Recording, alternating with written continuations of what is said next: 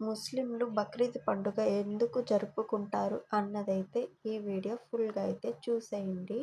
ముస్లిం సాంప్రదాయ ప్రకారము ఇబ్రహీం గారికి అల్లాహ్ ఒక పరీక్షగా తన కుమారుణ్ణి బలి ఇవ్వమని ఆజ్ఞాపించాడు. ఇబ్రహీం గారు అల్లాహ్ ఆజ్ఞను పాటించడానికి సిద్ధపడ్డారు.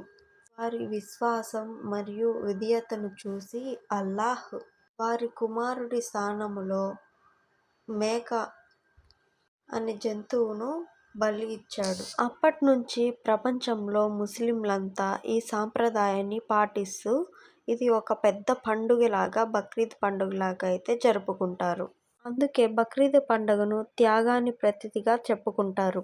ముస్లింలకు రంజాన్ పండుగ తర్వాత పండుగ ఏదైనా ఉంది అంటే అది బక్రీద్ పండుగ మాత్రమే. ఓకే ఫ్రెండ్స్, ఈ స్టోరీ అయితే ఇంతటితో ముగిస్తున్నాను. మరిన్ని వీడియోస్ కోసం మన ఛానల్ని లైక్ చేయండి, షేర్ చేయండి, సబ్స్క్రైబ్ చేయడం మర్చిపోకండి. Okay friends, bye bye.